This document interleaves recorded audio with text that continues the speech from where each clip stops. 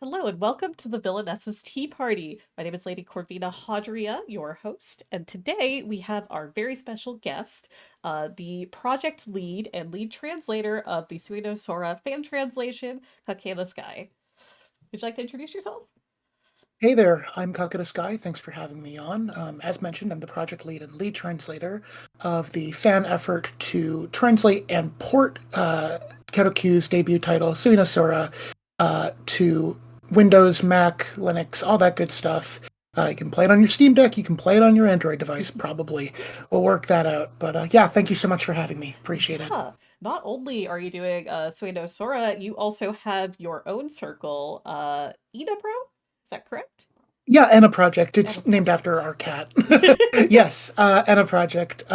We are a Dojin Soft Circle, largely inspired by the late 90s, early aughts style, and also just the general sort of, how do you say, best way to put it, I guess, is like release ethics, I guess, and like general just cultural ethics in approach to independent game design that was really prevalent in the Dojin scene in that point in time. Yeah, it's really cool. There were a lot of Thank you. super awesome Dojin projects back in the early 2000s, so it's exciting to see, especially in the indie space, people kind of returning to that. So that's really Yeah, cool. definitely agreed. But yeah, so we're going to be discussing basically all things Suino Sora, Subahibi, as well as your own project. As a warning, we're going to try and keep Suino Sora as spoiler free as possible, as obviously it hasn't really been in English until now. So I Yeah, assume most people haven't read it. But we will be going into Subahibi spoilers, pretty heavy ones. That one is available officially in English on Jast, as well as other websites. So if you haven't read it, we will give a warning when we go into spoilers for it. And we will also be covering some of the stuff about your upcoming project, Further Skies. I'm really excited. Yeah, thank you again. Yeah, of course. All right, so let's go ahead and get started with some Sueno Sora questions. All right. While Subahibi is a reimagining of Suino Sora, you mentioned that the opening and ending of the novel is completely different, reflecting Skaji's change in philosophy. Can you describe what you mean by that? Sure. So the original Suino Sora was released in 1999 and was largely influenced by the work predominantly of Friedrich Nietzsche. And as a result of both the philosophy that it pulls from, both as far as Nietzsche's influence and works like The Lonely Crowd, as well as just Skaji's general outlook at the time, as is apparent through his work, it's a really angry work that seems to ask a lot of questions without really having the conclusions to lead to, which some people may see as unfinished. I tend to disagree. I think that Suino Sora, as an original work, feels very complete. But yes, through the years of developing his other works, such as Nijue, Moekan, and the like, Skaji consistently wanted to revisit Suino Sora. I believe as early as 2001, he mentions in, I want to say, the Niju Bako like guidebook. I might be wrong on that. My friend Bassgater would know better. Quick plug for my buddy Bassgater. If you've never seen his History of Karaoke video, really great. Definitely go check that out. I will link it in the Um, description. yeah, awesome. I'm also I'm also shilling because he's also now part of Enna Project. I started Oh, as a fan awesome. of his, but that's a whole other. Anyhow, ramble aside, he mentioned interest in revisiting Suino Sora, and it's something that he shows continued interest in through the early 2000s. In 2004, when Sakura no Uda began initial production under Fujikura as the scenario author, there were magazine scans of a Suino Sora remakes CGs at the time, which includes the black uniforms that you see in the 2020 version of the remake. But interestingly, um, there is also a scenario in the Moekan fan disc Moekasu that revolves around Takuji and Riduru from Suino Sora. Really fascinating. But anyhow, in reapproaching Suino Sora, um, one of the more fascinating notes is that Skaji mentions in another interview or art book or something that he's working on another independent project called Wonderful Everyday and another one called Discontinuous Existence. And it's not totally clear, and I can talk about this a little bit when we get into further Subihibi details as to Mhm. like what I think those could have been or where those appear in Subihibi. Um, but it's clear that at some point these 2.5/3 projects become one centralized work, and that Sui no Sora remake evolves into what we come to know as Subarashiki Hibi, aka Wonderful Everyday. Um, to more directly get at like the opening and the ending being different, it's notable that the Sui no Sora events, as they're told in the original game, largely are reinterpreted or recontextualized within the Down the Rabbit Hole 2, It's My Own Invention, and Looking Glass Insects chapters of Subarashiki Hibi. Meanwhile, Fujikura and Skaji co-write the Down the Rabbit Hole 1 scenario, and the Jabberwocky, which streamed it in Jabberwocky 2 trilogy, including the endings, are completely new and have nothing to do with anything in the original Sui no Sora. Okay. Well, obviously, we're trying to keep as spoiler free as for Sui no Sora as possible. But when we talk about the Subahibi spoilers, I'm curious what exactly was like kind of changed and reinterpreted there. So I'm Yeah, excited to talk totally. about that. You already mentioned one of Suino Sora's inspirations, but just to go back into it, it is considered one of the big three big Dempa games. While obviously it has inspired a ton of works, what do you think influenced Kaji's writing of Suino Sora? Neon Genesis Evangelion. Pretty cut and dry. Takuji is based on Shinji Ikari. It's I believe it's just been outright confirmed, but it's exceedingly blatant. Um, yeah, all good eroge and general otaku authors of the time were pulling from Tsukihime. I don't know if you know this story. I know you're a Nasu fan. I am a Nasu Do fan. you know the story of why Nasu started writing Mihoyo? Do you know about this? I actually don't. Okay, so the story goes that in 1995, when he's in college with Takeuchi, I don't know if they'd met yet. I think they had at this So point because this is pre. they Go actually ahead. Go. met in middle school. Oh, that's right. You're Yeah. right. Okay, so they're in college at the time, and Evangelion episode 1 airs, which, side note, is like maybe still the greatest opening episode of anime, period. I've seen Evangelion a disturbing amount of times. We can have that conversation another time. But he sees the first episode of Evangelion and immediately is like, okay, I need to start writing something. Yeah. And when you think about Mihoyo specifically, and like, okay, Sojiro is Shinji, here's Alice, Ray, Yeah. Alko, Asuka. It makes perfect sense. It's brilliant. Anyways, yeah, so Evangelion definitely major influence. It's interesting because there's not a lot in the way of like real Denpa centric stuff to pull from, and I don't really see Skaji as someone at this stage in his career who's pulling too much from his contemporaries. I think, side note, the first Skaji led work that I feel really borrows from other Eric in like a meaningful way is probably Moecon, which I'm reading right now, where I feel like the canon influenced really heavily. And I know that Skaji has mentioned being a key fan and respecting Yeah. Clannad most specifically, which didn't exist at the time of Moecon.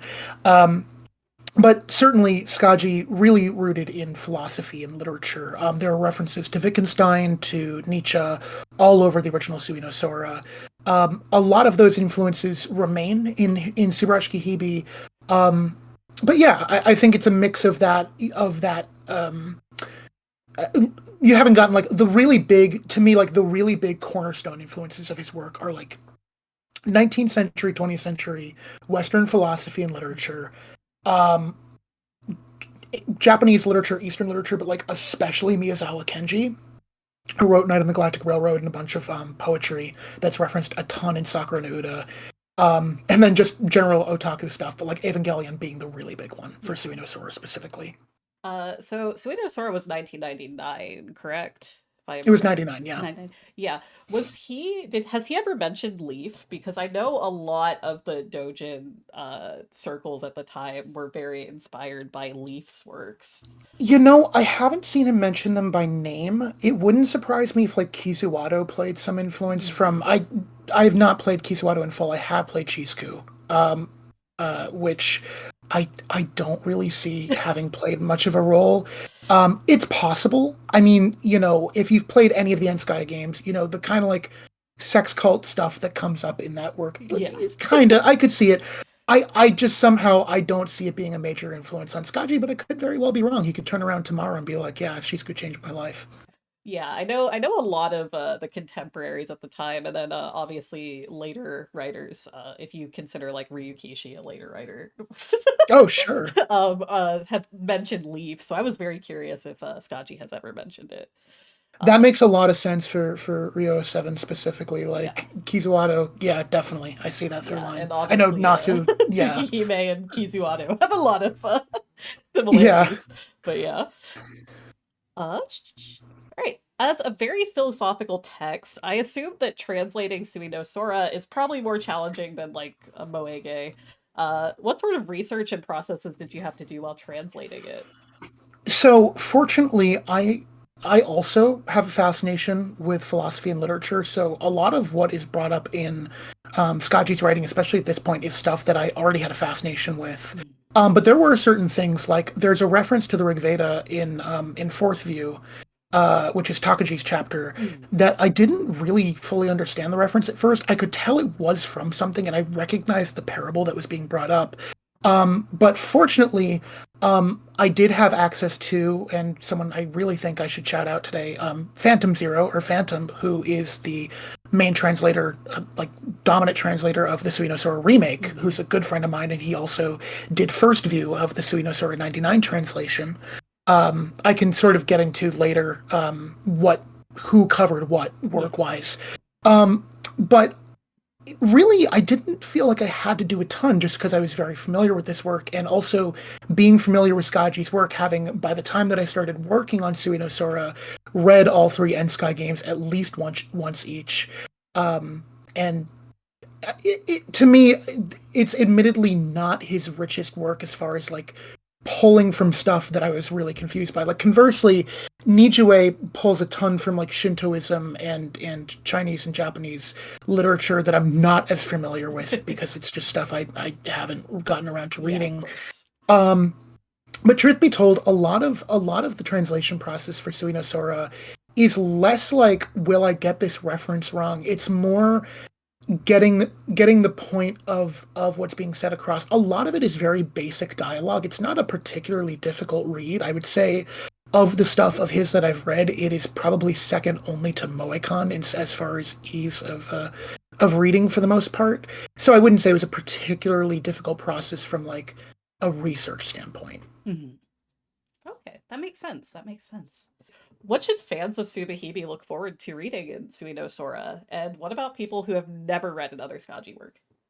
So I've said this before on Twitter, and I've said it to people in private conversation, and I'll echo this again.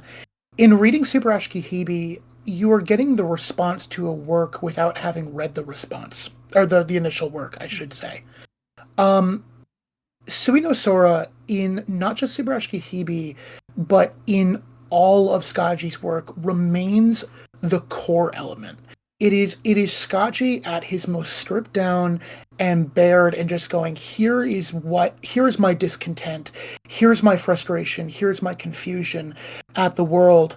And that anger and that confusion and that like almost getting to the point, like almost having that breakthrough is so pivotal to the call and response. He's gone on to say that his major three works, being Subarashiki Hibi and the Sakurano duology, are a direct response to Suino Sora and the person he was when writing Suino Sora.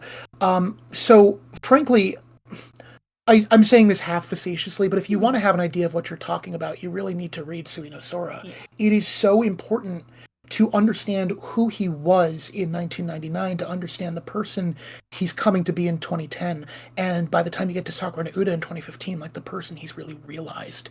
And as for people who've never read any Skaji work, you now have the best place to start. There's no better place to start than Suino Sora because, is it his most polished work? Probably not. Um, It is exceedingly curious, though, and I think that it gets a reputation compared to his later work for being sloppy, which, frankly, I personally disagree with. Funny story about this, actually. So, our programmer, Shy Guy 32, who's also the project programmer for Further Skies, had never read any Skaji before working on this game. Does not read Japanese at all, but is the first person to read Tsui no Sora in English by nature of reading our translation as he was putting it into the port. Yeah. And I got to experience that of someone, a unique experience in the English speaking world of someone who has never read any other Skaji going back to that debut work. And seeing him completely unclouded by Subahibi or Suino Sora Remake or H2O or Sakura no Uda, and just appreciating this very basic initial start for what it was so rewarding, and it made me go, like, even just for this one person, it is so worth going back to the root. If you've never read a Skaji work, I know Subahibi's the more popular one. Mhm. I know you might be waiting for Sakura no Uda. Start here. Yeah. It is the best place to start. Yeah, it's kind of incredible that the is Subahibi the only one that actually has an official English translation? Yes, Yeah, that's what I yes. thought. Because I was like, I'm pretty sure H2O does not. I Um, know Autry he did like something on. He wasn't a writer. yeah, But he's I want to say like producer. People will flame me if I get that wrong. I don't know what he. I know he's in the credits for Autry, which I haven't played because I'm playing their stuff in order for the most part. yeah. But No, yeah. I'm honestly, I mean, I guess it's not that surprising considering even Nasu's stuff wasn't officially in English until like pretty recently, yeah, unless you count like the, Fate Extra, I guess. But and the thing is like Skaji comparatively is so cult. Like he's such like an inherently, I don't want to say inaccessible, Mhm. but because he's written plenty of accessible stuff. For that matter, like I think Sakura no Uda has the potential when it comes out over here to be a really big deal. Not Yeah. just because of its initial reputation, but like I would say it's the Clannad of that decade in a lot of ways. Or I guess if not White Album too. Like Mhm. it is such like a accessible but full rich work. It's my favorite Skaji work, which I've made uh no surprise of to people.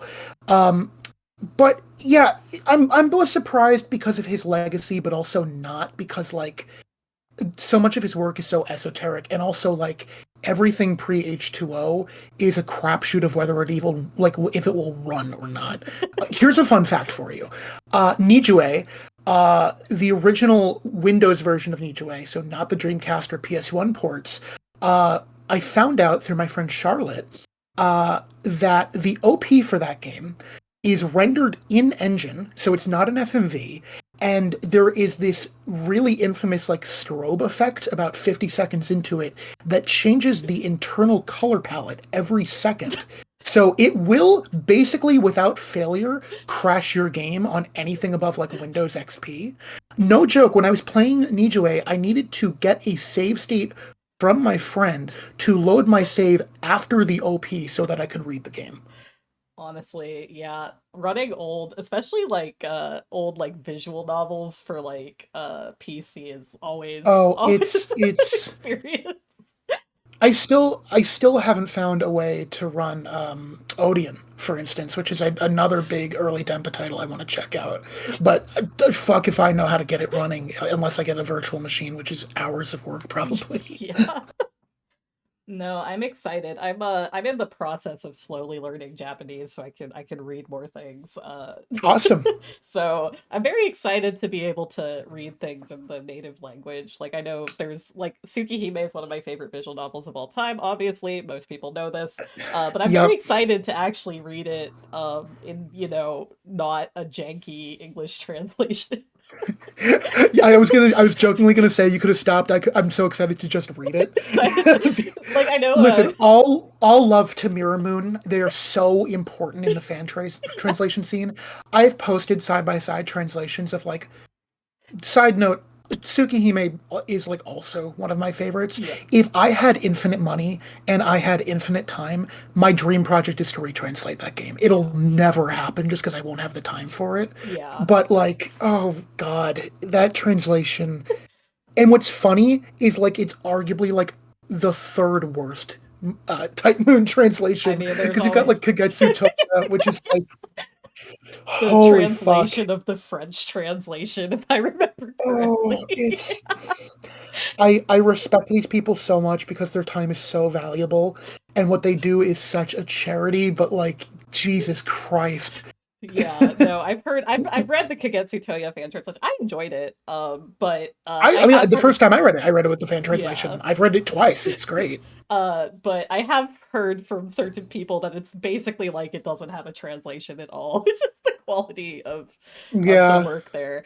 No shade to them. Obviously, fan translating is extremely hard and tedious, and it's a passion project. So yeah, props to anybody who can get a fan translation out there. But yeah, yeah. yeah, no, for sure. All right. Any fun out of context lines you translated that you'd like to share? Because Subahibi has some incredible lines. So unfortunately, a lot of like the best lines also are in Subahibi. Like Oh man. the Immanuel Kant conversation. Yeah, everyone knows that one. Everyone knows the one where Takaji's like, "This is a lesson from my good friend Yeah, Adolf Adolf Hitler." Hitler. The one that I wanted to point out because it was one of the first jokes. Like this is an in joke with the translation team. Mhm. Is Ozawa, who's like the bully who is forcing himself on Zakuro a lot. That's not spoilers, by the way. No. That literally, her route literally opens with an H scene. Mhm. I think it's when he's like bullying Takuji. Uh, Out of nowhere, people refer to him as Zazi-kun like 5 times, and then it's just like never brought up again. And for the rest of the time, he's just Ozawa. I want to say it's Kiyoshi. I can't remember which character it is. It's one of Takaji's boys. Oh, I think it's Take, who brings up having a Sony PlayStation. No, it's a Dreamcast. And I can't remember off the top of my head, but there is, and I had to be convinced because I initially was like, okay, I'm just gonna call it a Dreamcast because it was like censorship reasons. Yeah. I forget what they refer to it as, but look out for like the staple Eroge like fake game Fake station name console. in there, which Further Skies also has one of those because I wanted to carry that Yeah. tradition. But there's a couple funny ones. Unfortunately, like a lot of the best lines you've probably read if you've read Yeah, it's Subahibi. But I just have to shout out the Ayana rooftop conversation about Kant because it's so funny. that one's She's always great. good. Yeah. Okay, these are not directly about Tsui no Sora, but more instead about the fan project process. So what's it like working with a team on a fan project, and like how do you keep people motivated and on time since obviously they're not being paid for their work here? So a couple really fortunate coincidences happened here. Which is that I happened to meet the right people at the right time, and by that I met Phantom and Ribby, who's not on the Sui 99 translation, but was part of the remake translation, Mhm. and got into the End Sky, which is the Sui remake server, with those guys, and thus I met Vimy, who is our various things, image editor, quality test assurance, all sorts of stuff. I met the right people at the right time, and I was like, "Hey, I know you've been like maybe about Sui 99, but I care about this game a lot, so I'm gonna make it happen as long as I'm not stepping on your toes." And frankly, like Phantom's work ethic is insane. He he'll tap in for like 2 weeks and be like, "Okay, I got like half the script done." I am not in anywhere the same league as work ethic as he is, even about my own projects. So I'm fortunate I haven't really had to motivate people, which also extends to Shy Guy, our programmer, and Vimy, because I will just be at work and I'll look at my phone and they'll be figuring out like minute details just for the hell of it. Which, funniest coincidence, all this is that the reason this has probably gone as quickly as it has is that Shy Guy got laid off right before we Oh started working on this no. project. So his whole stretch of unemployment has basically just been working on the Sui no Sora port. And we were joking because like he started working on it like basically right when he got laid off. And I was like, wouldn't it be amazing if like the day that we release the port that you get a job offer that you want? So shout out unemployment. uh, for the As Suinosora it goes, yeah. 1999 port. Uh, yeah, boy, would I care to be unemployed so I could work on this all day Yeah, too. when I was unemployed, that was when I was reading the most visual novels. I totally Oh my get God. it. I don't know if you were okay. I don't know if you were following me on Twitter at the time when I got my wisdom teeth out last year. Were you there for the great Sakura no Uda push Uh, of October? I don't think so. I actually Okay. didn't have a Twitter for a while. Okay. So long and short of it is like I started reading Sakura no Uda in like April, I want to say, of last year, Mhm. April or May. And it was a very slow push because I didn't have a lot of time to commit to it, but I was loving it. I'm glad that I took the time that I did with it.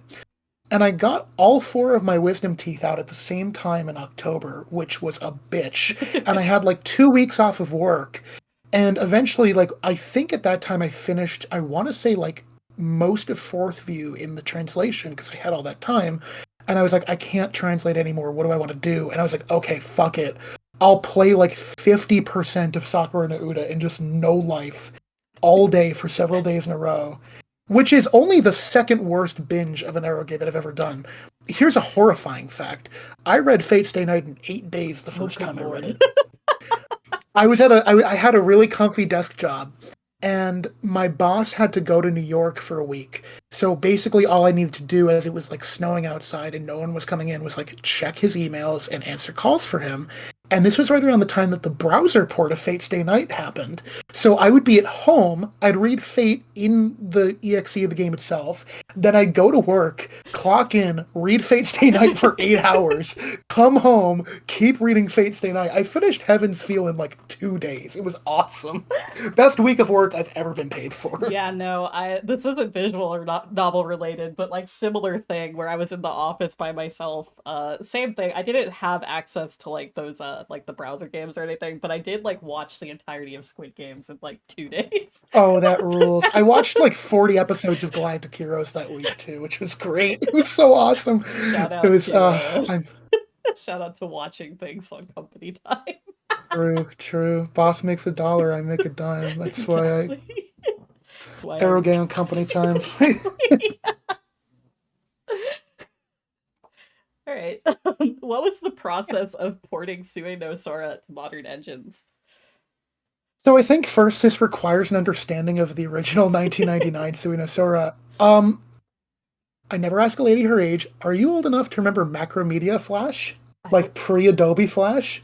I believe so, yes. Okay. Do you remember what a pile of dog shit that thing was? Yes. Okay, guess what engine Suino Sora was originally made in? Um, it is the original Suino Sora did not. I'll put it this way: we had some pretty immediate goals as to what we needed to fix about that original release. Number one, a windowed mode would be really cool, where you're not forced into 600 by 800 on a modern resolution computer. Of course. Because it will not full screen to like your full resolution. It will give you a big black box with a tiny little square in the middle, and that's your only choice, unless you're using like DX Wind or something. But even if you do, mouse inputs don't work most of the time. I can't speak from a coding perspective, but what I can speak from is like stuff that I was very dogmatic about. Like, okay, this game needs an actual save menu, it needs a load menu, it needs a CG gallery and a music gallery, all stuff that the original doesn't have. Um, Frankly, I mean, as far as the process goes, our thoughts have been largely in one of two camps. I am a stickler, as is our group, for being really faithful when it comes to this stuff. I want to assure people, and I was actually talking about this on my Twitter the other day, there is really nothing lost in translation, pardon the pun, in reading the modern port of Suino Sora. We have meticulously second by second checked, and by we I mean Vimy, has second by second checked it against the original game. You are getting basically as close mirror as possible to the original release of the game in all of the ways that you should, whether that is the weird grainy transition effect between scenes, whether it's weird music cues, whatever. We are preserving the intent of that game to the absolute best possible level of execution. With that said, there are areas where we were like, this is less of a deliberate artistic choice and more of probably just a shortcoming of the engine. For example, it doesn't have a proper save menu. It's got one of those old like right click and then you have like the drop down menu and you can save from there. Meanwhile, like Nijuei and Moicon have proper menus, Hmm. rudimentary ones, but they exist. So in creating those menu graphics and setting them up, we looked to later Karaoke games, mostly H2O, Nijuei, and Subahibi, and went, okay, well, what did they do, and how can we approach that from the aesthetic principles of Suino Sora 99? So in no way does the stuff that we've added take away from the artistic intent of the original game. We were really adamant on that. Um, Even something as far, and I this is not a blow at them at all because I think this project's amazing. The Tsukihime browser port Hmm. using a different font and having some modern UI choices that personally I just feel aesthetically are a choice away from deliberate choices made by the original game, Hmm. which is fine. It's their project. I think they should be able to do that. Would be a step too far, in my opinion, for what Hmm. we do. So what you're getting, I mean, I'm pretty sure I saw Vimy the other day, like recreating the original font because some of the typing, like the type spacing was off. You in the Japanese font, I mean, Hmm. you will get basically the exact same experience. That's really cool. You guys should like program in some of the jankiness, like they're just like really leaving in like some of the Yeah. original jank that comes with that engine. Well, and that's the funny thing too, is as far as like engine preservation, the thing that seems to shock a lot of people when I bring this up is, especially if you know your stuff about like Eroge engines, our port is built in Ren'Py, Mhm. and it doesn't look like it at all. Yeah. So fun fact about that, and like cool like bit of lifeblood in here is that the basis for the Suino Sora translation port is based on the engine we made for Further, like the edited version of the engine that we made for Further Skies. Mhm. Some of the adjustments that we made. So Further Skies, in a way, was kind of the template for us doing the Suino Sora port, and some of the more difficult stuff we kind of already had parsed out. That is awesome. It's super awesome. I've used Ren'Py before to do like small projects, so knowing like I know how it works in like a vague like And a sense of lot of it. those games have that Ren'Py look to them. Yeah. It's hard to explain, but if you know it, it's kind of like an RPG Maker Yeah, XP yeah, thing, where exactly, like you exactly. know the look of games in that engine. Yeah. And we've pushed really hard to basically eliminate anything that would tell you that this was in Ren'Py, except for like the fact that we are obligated to put the credits of it somewhere. Yeah, yeah, of course. Yeah. No, I'm excited to see it. I'm excited to see it as somebody, Mm. like I said, who's used Remp for very simple projects. It's always cool If to you go on see my when Twitter, people. the's actually a little video of it Yeah, yeah. in action that I posted a few days ago Oh, too. okay, awesome. I will go ahead and grab that in editing and put that in there. But yeah, I'm very excited to read it. Awesome. Did you have anything else you wanted to say about the Suino Sora project before we move on to Subahibi questions? I guess I just want to give a really public thank you to not only my team working with me directly on Suinosura, but also the amount of people, particularly in the NSky server, but also throughout Twitter and social media, and also personal friend groups that have been so supportive. This is the first public fan translation project I've ever done, and I'm sure that some choices that I make, I'm certainly, I have a different approach to this than people like Phantom do, and I did push really hard. For instance, um, I pushed really hard to have honorifics in the game just because it's a personal feeling about translations. Especially for stories taking place in contemporary Japan, I'm like, yeah, I really want honorifics in there. So thank you for my team for putting up with my boneheaded adamantness about certain decisions. I'll be right in the end, just you wait. Uh, but no, seriously, I'm really grateful to have the team and the network of support that I do. Thank you to everyone that cares about this project. Thank you for Skaji and Motion and the rest of the Karaku crew for really, and Makura, for really changing my life in a lot of positive ways. It has been an amazing journey from reading half of Subahibi, dropping it during its my own invention, giving it a 4 out of 10 on my backlog that I'm hoping to erase one day, to translating the original Suino Sora. My perception of art has been so fundamentally changed through my experience with Scotchy's work. I have been shown nothing but support from pretty much everyone on this project, and I'm really, really humbled that you have put this much faith in me. So thank you. All right, so now we are going to go into discussing Subahibi, Wonderful Everyday. There will be major spoilers here. I'm gonna go ahead and on YouTube have the chapters, so you can just skip past this if you haven't read Subahibi and don't want to be spoiled, which you shouldn't. If you haven't read it, you should skip ahead to the other question section. But Mm. yeah, so this is your final spoiler warning, and then we'll get into it. Yeah, yeah, yeah. Right. So, the novel Alice in Wonderland, and also just like Lewis Carroll in general, is an important part of the novel. The chapters are named after it, Zakuro is specifically associated with it, and so on. While Subahibi is not nearly the only Japanese fiction to reference it, how do you feel like it's used in a unique way to add to the feeling of the world falling apart? Yeah, so it's interesting. I think about Alice's general perception and influence on counterculture on the whole here. I do really strongly believe Subarashiki Hibi to be a work of Japanese countercultural fiction. I think about, for instance, in the Disney film adaptation, for instance, and sort of like the general influence that that has had as far as like psychedelia and sort of that bizarro underworld underbelly thing going on, that has become such a popular like bit of imagery. You would look at that as far as even like the Matrix and like the use of like the pills to be like that sort of imagery. Um, I think with Subahibi, it really plays into that countercultural look at Alice in Wonderland as a work. Um, and similarly to Alice, I think the story gets to down the rabbit hole being a fitting term, right? The Mhm. further we get into this, the closer we get to the raw, sort of disturbing and surrealist pieces of the story.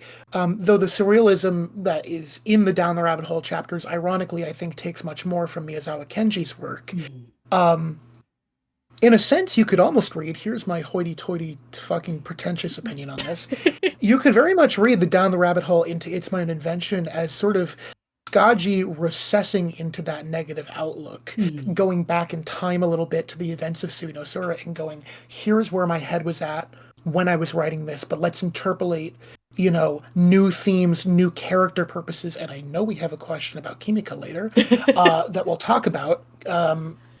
As far as like let's go back to these old places, which is ironically kind of the opposite of what happens in Alice in Wonderland. Of like, Mhm. let's go to this fantastical new place and go as far away from reality as possible. It's almost kind of like an inverse thing going on of Subarashiki Hibi going to this very ugly, raw, visceral, real, disgusting place.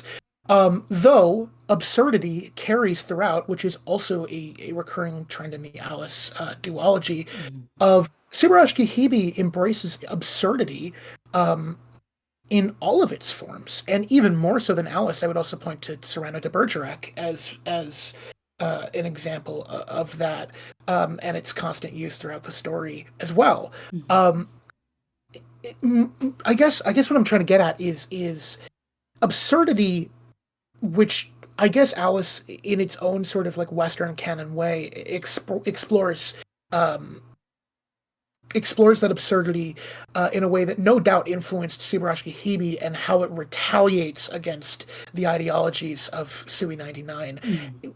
There's no point where I feel that Subahibi is too grotesque without being comedic, or Mhm. too lightheartedly bizarre without having some sort of thematic undertone to it.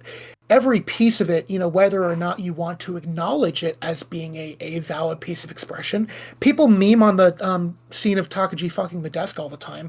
To me, no joke, it is genuinely one of the most profound moments in the entire game. Mhm. And I've held a book club about Subahibi before, and talked about like what a genuinely sad and emotional scene that is when you actually take the time to think about what's going on and what's going through his head at the time. Yeah. And it's been years since I've sat down and actually read Alice in full, but to me, I mean that use of absurd imagery and fantastical imagery with real thematic ties to greater pieces of Americana is so fundamental to that work on the whole Mhm. as well. Yeah, no, speaking of the desk, it like especially when it shows up later on during It's My Own Invention, I believe. In one of the routes it actually shows back up as Zakuro. Uh and it's just like this very absurd moment, but you realize, oh yeah, no, Takaji's just like lost it completely. Like this is this Which guy is is really really funny. Which is really funny because the desk shows up in Sui no Sora, but that H scene doesn't. that's actually kind of incredible. I kind of Yeah, assumed that that one showed up there too. no, the desk H scene is exclusive to Subahibi, and I want to Oh. clarify something because I realized something that may be misinterpreted in what I said there. In Alice's ties to Americana, obviously it is an English novel, Mhm. but certainly its influence on the counterculture of American filmmaking and just American storytelling is huge. Oh yeah, for Just so sure. anyone's like, no, actually it's an English novel. I, Yeah. I know. No, for sure, for sure. Alice in Wonderland is probably considered one of the most influential children's books of all time. Uh No doubt. yeah, for sure. Um but yeah.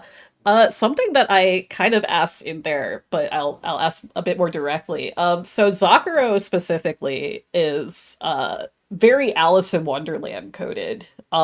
She brings it up pretty consistently.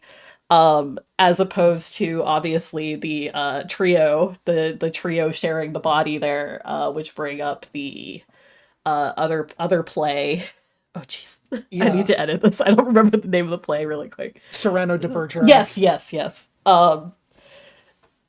So I guess how do you think that that's tied to Zakuro specifically? Especially because she is also in Suino Sora with, from what I understand, about the same role.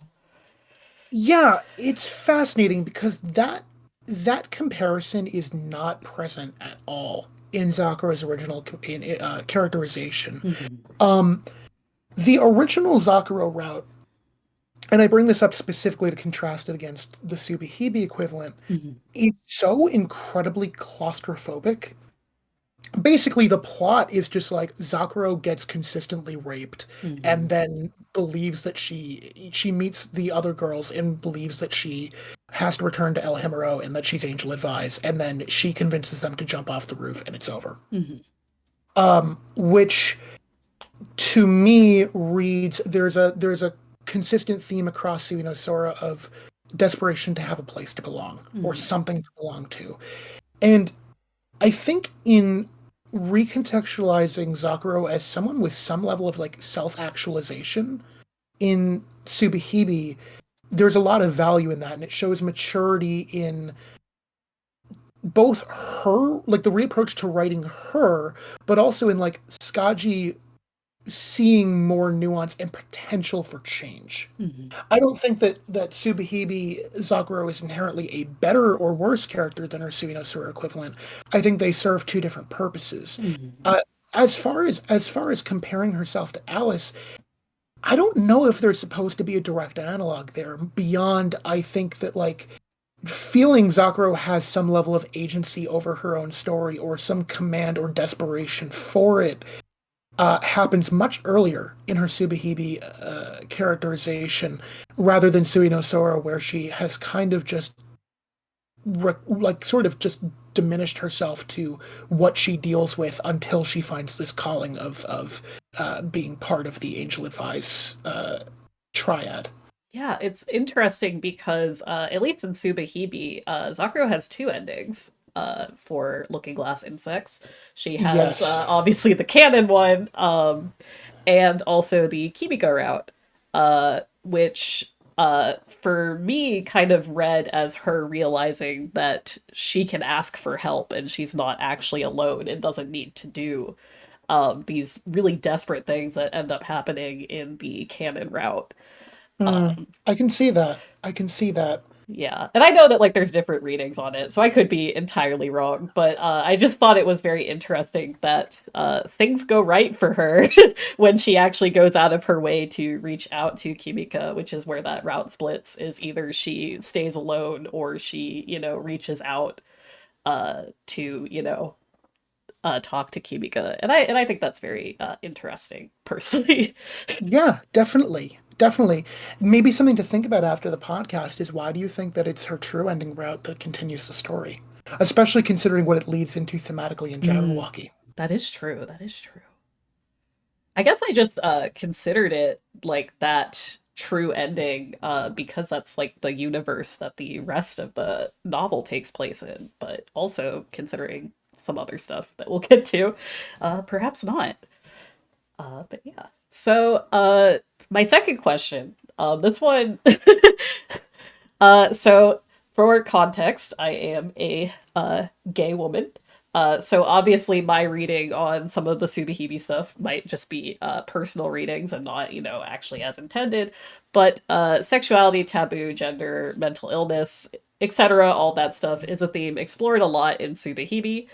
How do you feel it explores those themes? And is it like a little more respectful in the original Japanese, considering that the official English translation likes to use a slur a lot to refer to like gay men specifically? Sure.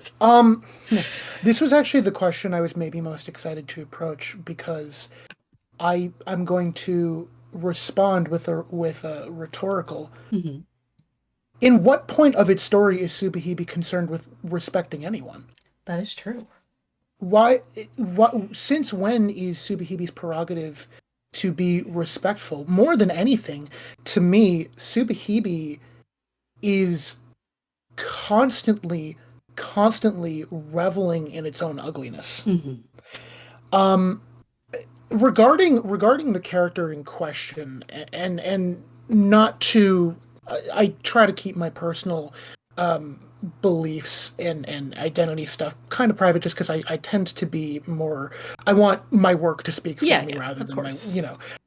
but I will say that the word in question is something that I can fall under, right? Mhm. I'm not sure how comfortable we are using that phrase here. I'm trying to walk around it because I was okay. Side note, I actually worked through these questions with a friend of mine, so Mhm. I was like about to approach it by using that word, but I don't know what your guidelines are for that. Oh, If you're I comfortable with me don't care. using that. I wrote it in the script. I Okay, kind of cool. walked around it because of YouTube, but So like I don't care. We can use it.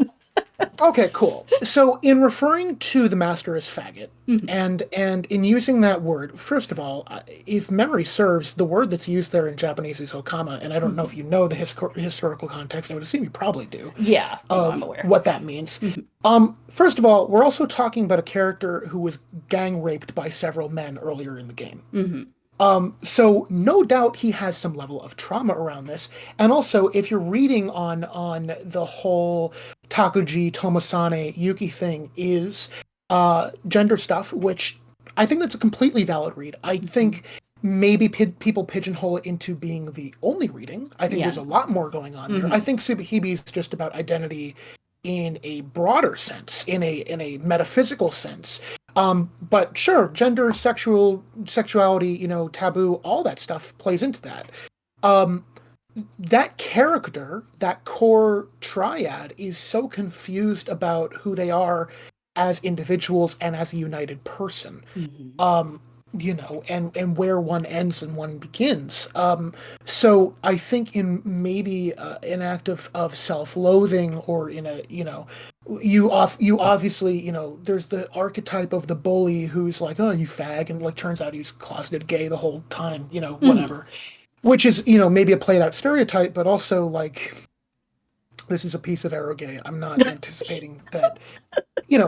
I think that it's handled really well. I Mhm. think if anything, if Skaji was concerned with being seen as respectful before being shown to be himself and talking the way that he talks, then he wouldn't be Skaji. Yeah. You know, I don't know if you follow the guy on Oh no, Twitter. I do. Okay, so I mean, Skaji on some level has to be somewhere. I'm not going to point to the guy's identity one way or the other, but like he likes penis. Oh yeah. I mean, whether that's on a woman, whether that's on a crossdresser, he likes dick, and Yeah. that's cool. Yeah. No, for Um, you sure. know, so I'm sure on some level he's working through his shit too, because the guy loves Futanari, and that's awesome, and he has every right to love what he loves. Yeah.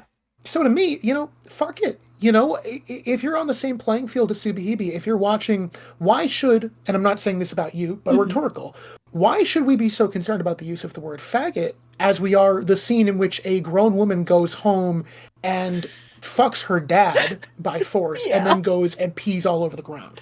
You know, like, Yeah, no, why for is sure. that? What's the difference there? Fuck it. Everyone's ugly. Everyone's weird. Hmm. Live Hmm. in it and find happiness in it. Yeah, no, for sure. For sure. Yeah, I also bring it up because obviously like sexuality is like brought up at least a little bit with the lesbian routes. And obviously, the gang rape, they actually talk about, viewing Takuji as a man or woman or whatever. So Yeah. I think it's a very interesting theme that gets explored. Oh, sure. I Yeah. mean, and that even goes back to the original Tsui no Sora. You know the line in Down the Rabbit Hole 2 when Takuji is on the roof and he tells Yuki that he loves her? Hmm. That was originally said to Yukito. Oh, that's And funny. there's a lot of debate as to what Takuji meant by that, because there's obviously some homoerotic shit that you can take away from that. There's Hmm. kind of like a, you complete me sort of thing, or you're my antithesis, or, you are the counter existence to me, which that's another thing that Skaji really loves to Hmm. talk about, especially in Ichue, this sort of yin yang thing going on. But like, yeah, I mean, Skaji's works. I mean, there's a gay sex scene in Nichue. There are actually several. I mean, his work. I don't think that it is a priority in the same way that it often is for like BL authors or something. Oh I'm not yeah, going to yeah, say yeah, of course. Skaji, but I mean, shit. Without getting into spoilers, like Sakura no Uda has a Yuri route, and it Yeah. is like the best, most accurate portrayal of a one-sided homoerotic relationship I've seen in fiction. I'm excited to Like the read that. guy understands on some level how to approach this stuff. Yeah. And I think I would rather it be him and show blisters and all in it than tiptoe around it and make people feel comfortable while doing it, because Skaji, thank God, is not someone that's concerned with making anyone comfortable. Oh yeah, no. You can tell by reading the guy's Twitter. Um, It's great. Speaking of the "Love You" line, it's actually mentioned in Subahibi. I know that you mentioned it's been a while since you've read it, so maybe I don't know if you remember it or not, but that Yuki exists as because it's Takuji's ideal person who he Yes, wants I to do be. remember this. Yeah, I Yeah. talked about that a lot in my book club for Mhm. Subahibi. Yeah, and I think that that's very fascinating because I was actually discussing it with another friend who is also LGBT, and they were like immediately like trans flag question mark. I And I think just think that's very yeah. interesting. The different readings you could get out of that And this is all specifically. without the context of knowing who Yukito is. Yeah, exactly. Yes. And you think about the fact that like Yukito's absence, and Kotomi's to another extent, but like especially Yukito's, um, I highly suggest after playing all three N Sky games Mhm. that you read. I think it was Motion did a dojin called Where Happiness Lives. Okay. That is about the Subahibi cast, but also involves Yukito. Yukito, more than any other character, is the core of Ensky. And Okay. his absence in Subahibi is so pivotal in the argument of who is the Yukito, because there are a lot of, Takaji being the analog to Takaji in Suino Sora, Hmm. or the Wakatsuki siblings being Wakatsuki Kotomi from Suino Sora. Hmm. But who Yukito is, if not everyone, which is ironic because of Ensky 2, which we'll Hmm. talk about later, like his ghost remains all over Subahibi, and you will never read it the same way with that full context. Okay. I'm excited. I'm excited to read. Yeah, It's good that I get to reread Subahibi, which I want to do anyway. yeah, totally. So something kind of related. Something I noticed was that the start of both Zakuro and Takuji's Downward Spiral was that search for love and acceptance. Both Zakuro and to like a lesser extent Takuji get good endings with the same character, Kimika. They have the two separate routes in that. Obviously, like you can canon and whatnot, what actually happens within the events of the novel doesn't match those two endings. But like, how do you feel like that? Kimika specifically, and that search for love adds to the message that Skaji is trying to spread. Before I get into this, so I know how I can approach this, have you Mm. read Tsui no Sora remake? I have not yet. Okay, so I'll approach this entirely from Subahibi, Hmm. because part of this we'll get into with remake, some of the stuff we just talked about. Um, it's worth noting that Kimika is a character in Tsui no Sora, kind of. Yeah, I'm aware She's of a that. very, very minor character. Hmm. Her role in the plot, if anything, the basic resemblances and the foundations of it belong to Yasuko instead, Hmm. who is a character that continues to fascinate Scotchy over the years. But it is really fascinating that Kimika, of all characters, was someone that he chose to give such a large role in Subahibi. And again, when you can overlay Subahibi atop the original Sui no Sora, you start to wonder, like, Kimika's influence in the chapters that resemble Sui no Sora is probably the largest difference, because Yes. there are no alternate endings for any of the routes in Sui no Sora, with the exception of Yukito's, whether you choose to comfort Kotomi or not, which leads to an H scene and yet a separate epilogue as a Hmm. result. But it is fascinating. Kimika, there's a lot of talk about, does Kimika actually love Takuji Hmm. slash Sakuro, which my answer to that really has always been, why does that matter? Yeah. Um, because it's about a one perception of love. Though again, this gets fascinating because those good ends don't count towards progression Yeah. to the next routes. You could argue on some level that Kimika is emblematic of denial, Hmm. or the willingness to accept one's everyday as what it is. Um, she is the means to an end to an ending. But I'm glad you brought up the good ending of Sakura's route. You could argue, in defining what a wonderful everyday is in the context of Subahibi, I think that's one of the fundamental questions you need to ask, is like, what is a wonderful everyday? Does that mean the same thing to everybody? Hmm. Could Zakuro have found, whether or not we want to acknowledge this, even if we don't feel it's the right thing, could Zakuro have found her wonderful everyday in dying? Hmm.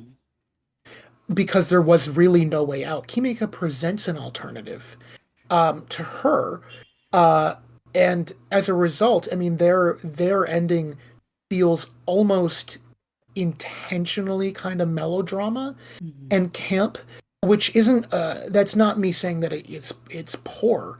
Far from it. But it does feel saccharine once they get over the hump of dealing with the bullies, to the point of like, this is almost too good to be true. Yeah.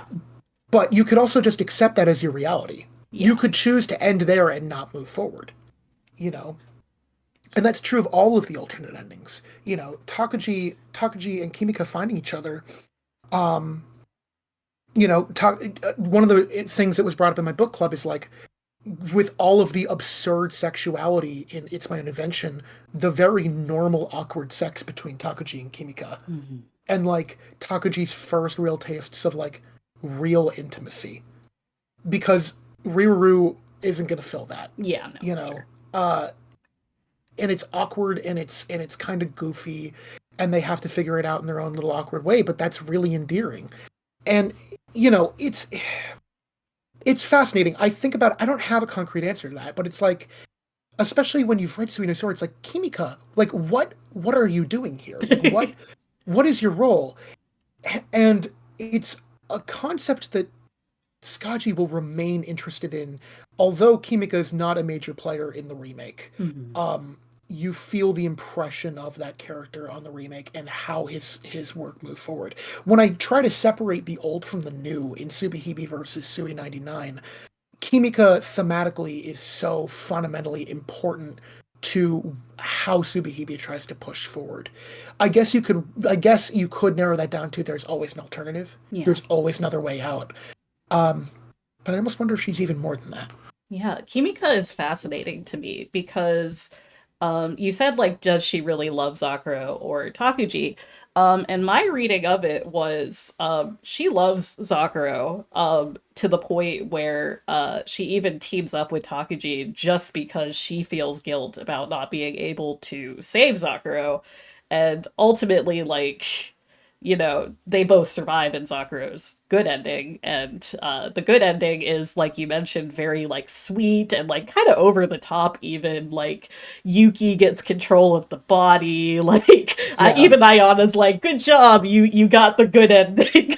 Yeah. To the point where it's like directly contrasting and even kind of matching the tone of like Down the Rabbit Hole one, which is also Yeah. like showing like this idyllic, like everyone's happy now, yay.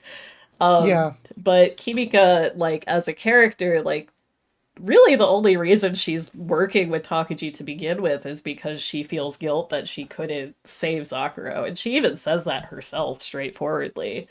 And I don't know, I find her a very fascinating character and concept. Like you said, it's just like there's another way.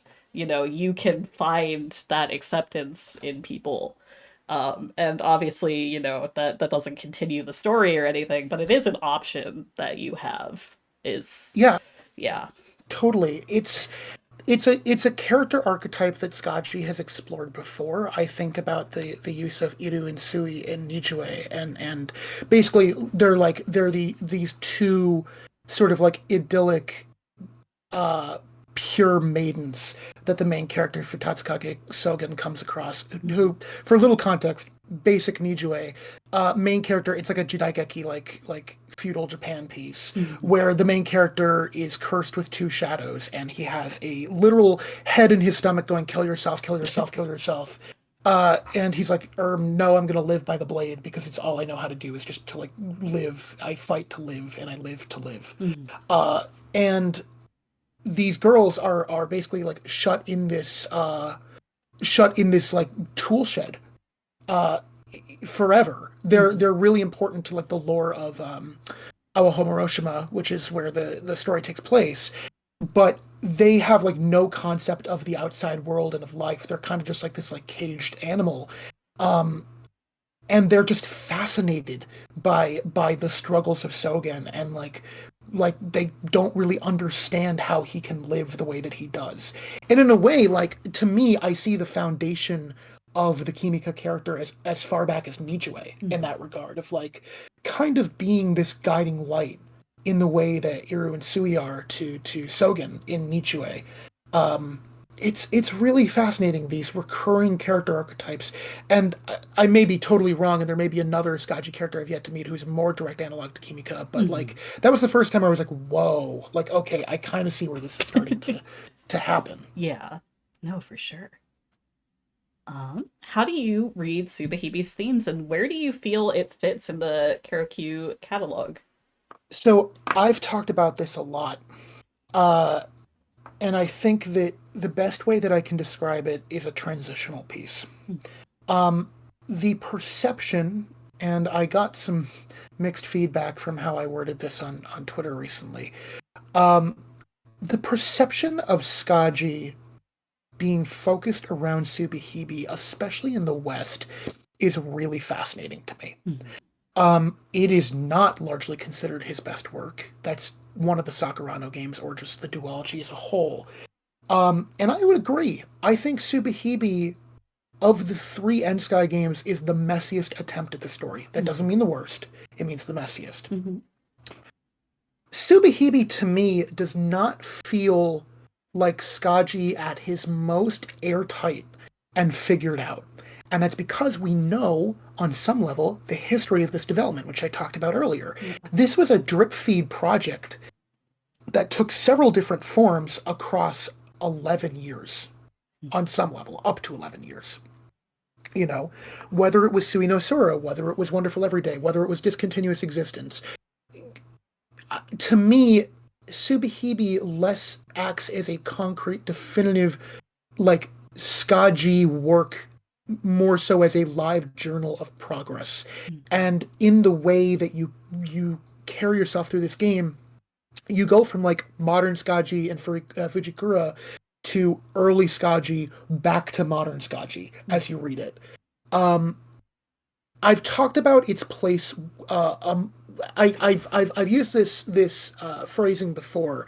Um, in asking the question of what is the central question or thesis of each of the major Ensky slash Sakurano games, because Sakurano is again a direct response to Tsui no Sora, and in Sakurano Toki's bonus book that comes with it, Frozen July Sky, to my understanding, it ties Sakurano directly to Ensky, which I've not read. I don't know what that consists of yet, but um, there's a through line to Mhm. these works, and Nijue also factors into that.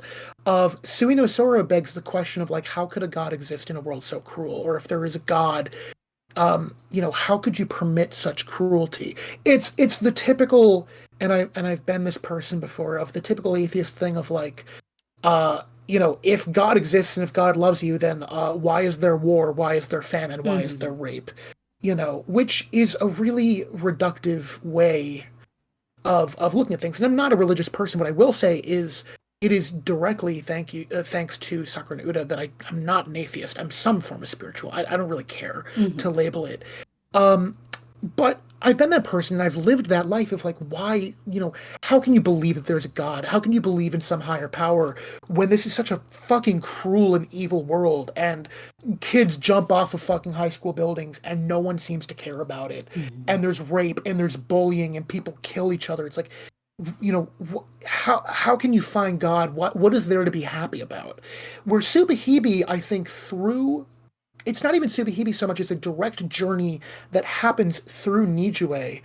Uh, Without touching on Nijue spoilers directly, there is a character that's brought up who basically thinks this way, who Mhm. basically points out the same fallacies. I think literally quotes Takuji at one point, despite it taking place like 300 years earlier. Quotes Takuji, uh, and he's like, non-believers be licked by flames and damnation forever, whatever.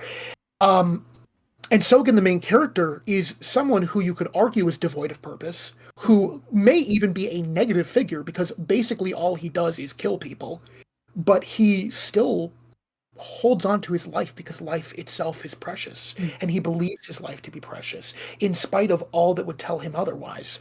Um, it's a continuous theme. It's a continuous theme that builds and builds through his work. And by the time you arrive at Subahibi, I think the core of Subahibi is God is a personal journey, Mhm. and your pursuit of God has to be an individual task because no one person can define what that looks like to you. Conversely, this bounces into Sakura no Uda, and the question is answered fully, which is that God is everywhere, and it is your responsibility as an artist, as a painter, as a writer, as a musician, as a filmmaker, as a creative, to put God into the world. I'm going to pull up a translated quote, and this plays into Subahibi and this conversation about God. Mhm. I translated an excerpt, my favorite excerpt that Skaji's ever written. This is from chapter 6 of Sakura no Uda. And to me, and he said, side note, Skaji has gone on record saying that he needed to write Subahibi to write Sakura no Uda. Yeah. That is the masterpiece this was building up to. Not to say Mhm. that Subahibi isn't a masterpiece. Oh yeah, Sakura no Uda is yeah, his yeah. the this is a line monologued by the protagonist Kusanagi Naoya near the end of the game. And I want you to think about Subahibi when I read this, and some of the journey. Think about that journey away from cruelty into the live happily into the Jabberwocky when I read this, Mhm. because you'll see the through line of Jabberwocky right into this.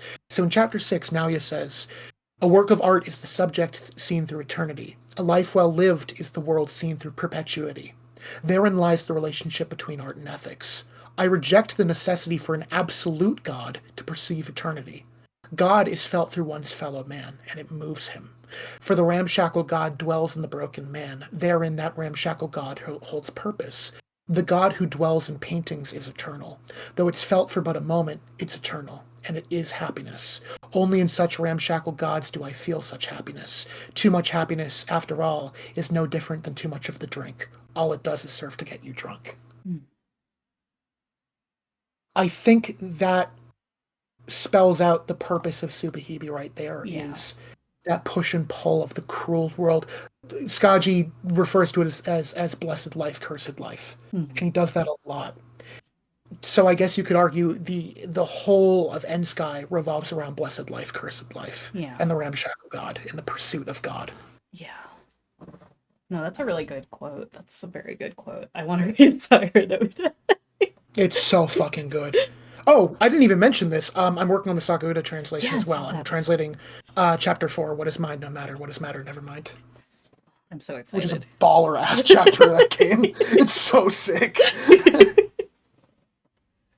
But yeah, I feel like obviously like Subahibi generally gets summarized as live happily. And I feel like that really does kind of tie into that where it's like you do have to find your own happiness in a cruel world, you know. Like things Yeah, terrible things will happen, but I as long forget as who. you. Oh, go ahead. Oh, go ahead. Sorry. No, please finish. I'm Oh, sorry. as long as you're like, you know, searching for your happiness, you'll find it somewhere, you know. Yeah, I'm not the person to come up with this. It was an essay on Sako Uda that I read at one point, and I cannot recall who said this. But to put it succinctly, if we're to break down Live Happily, and if we are to look as Skaji suggests, Subahibi as the first chapter into Sakura no Uda, because he considers them tied in works. Mhm. If we're to break down Live Happily, Subahibi posits the question, "What is it to be happy?" And then Sako Uda responds, "Well, what is it to live?" Which I think is a really fascinating way to look at Yeah, the no, duology of that's. those works. Yeah, no, I'm excited to read Sakura no Uta so I can understand more, you know. It kind of Yeah, sucks definitely. that it's only like one work that's officially in English. Yeah, yeah. That always Uh, makes it hard. yeah, it's the more I read of this guy, the more I realize that, like, it's like, how do I explain this? I used a Beatles analogies, which I don't know if that means anything to you, but I was like, imagine if your only exposure to the Beatles was Rubber Soul, which is a phenomenal record, but they Mhm. also still make Revolver and Sgt. Pepper's and the White Album afterwards. And you have no idea that this is a transition between their early 60s stuff to like some of the greatest albums ever made by anyone. Yeah, no, for sure. They need to make a. I'm just knock on wood here. They need to make a Scotchy mobile game so that they actually like fake grand ordered it for So I don't know what the mobile game is, but Zakuro was in a mobile game recently. I forget what it was, but she had like a bunny suit costume. I think there were Yeah, some H scenes with her. they had one with Yuki also. Because I saw the Yuki bunny suit outfit. I don't know which mobile That game they did rule. a crossover with, but yeah, That's so awesome. they need a grand order style game to Which has get gone so well Scotchy. for Karaku's fellow Dojin companies as of late. Isn't that right? Aj Oh, and Light. oh, And oh, remember the DS Ire mobile game? oh boy. The Key is doing a mobile game right now. I think Hey, Heaven Burns listen. Red. Well, Maeda is also the fucking man, and Yeah. to my, he hasn't done wrong since he was like in his early 20s writing some of the worst routes I've ever read in one. But, uh, that's side note. The coolest thing about Jun Maeda that a lot of these guys don't have is that Jun Maeda fucking sucks at the start of his career. His routes in one are awful, but I still think Clannad is the greatest romance ever written. Oh yeah, Like no, for sure. he he's the man. Shout Yeah. out Jun Maeda. No, there's a lot of authors like Uchikoshi that have some hitting and missing. I'm gonna plead the fifth on Uchikoshi. I will let you have him. Anyway, for our final Subahibi question, the big one. What is your reading on Ayana and N Sky 2? Boy, how do I approach this without talking about the other games? Ayana, mm, that kind of depends on what our definition of Ayana is, what that pertains to specifically. Mhm. But I guess eight. here is one viewpoint I have on Ayana, because I don't have a definitively landed upon one, because I don't think there is one, and I don't think Hmm. there's intended to be one. Because Skaji throws you so many different bones in each interpretation of this character, who are marginally different people in different ways. Uh, on some level, within the context of Ensky, I think that observing things through a Wittgensteinian lens, or really more of a Kantian lens of like, everyone has their subjective perception of reality, and no one can claim omnipotence over that, because the idea of having an objective view on reality is essentially claiming yourself to be a god. I think on some level you could make the argument that Ayana represents an objective viewpoint. Hmm. Um, which I believe to some extent. I think that she acts with a level of omnipotence. I don't know if you want to call that full on clairvoyant godliness.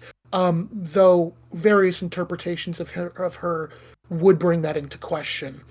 Um, I it's tough. Is in the Alice thing, is she the Cheshire Cat? Like Yeah. there's so many ways to approach Ayana.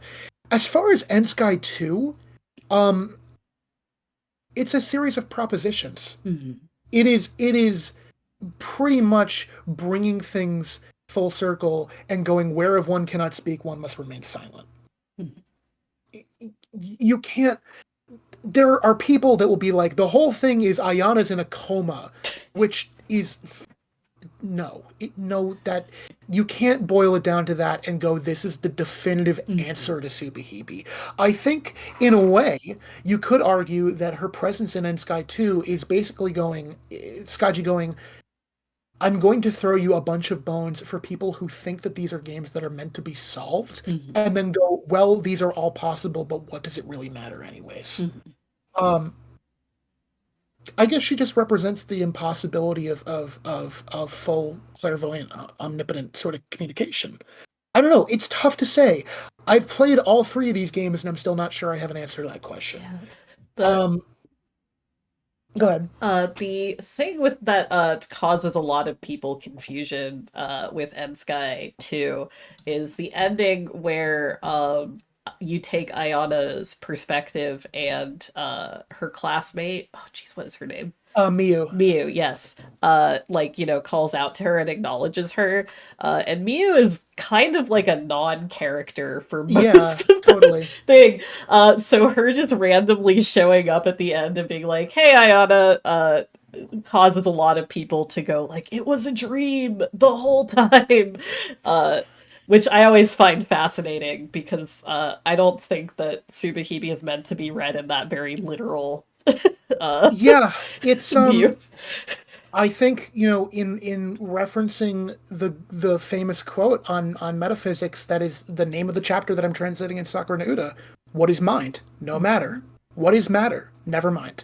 It You don't need to solve things. Mhm. I think we get so wrapped up in the idea of solving works that, in a sense, Ensky 2, literally fucking calling it Tsui no Sora 2, Mhm. is kind of a massive fuck you to the idea of being like, here is your answer. Because I think on some level, if you want to go, well, the answer to Subahibi is that Yuki, Tomosane, and Takaji are all one person, in the grand scheme of the purpose of the story, does that even really matter? Yeah.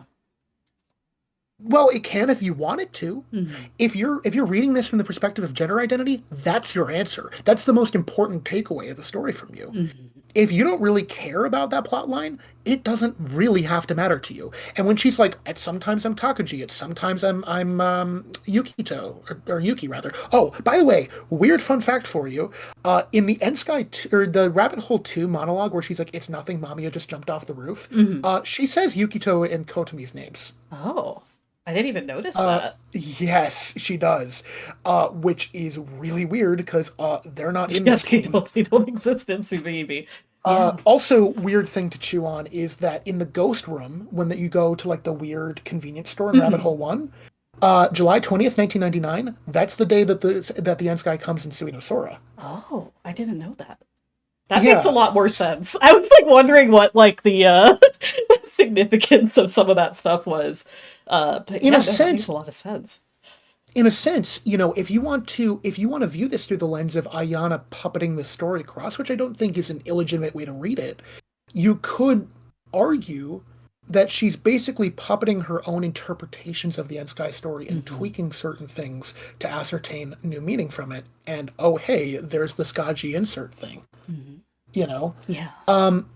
Ensky, largely within his work, is less like huge totem works. Subahibi obviously is a massive work for him, but they are more like goalposts. They're more like, here's how I feel now, Hmm. and here's how this will influence my writing to come. Like, Sui Remake is very much like a postscript to certain ideas from Sakura no Uda, for instance.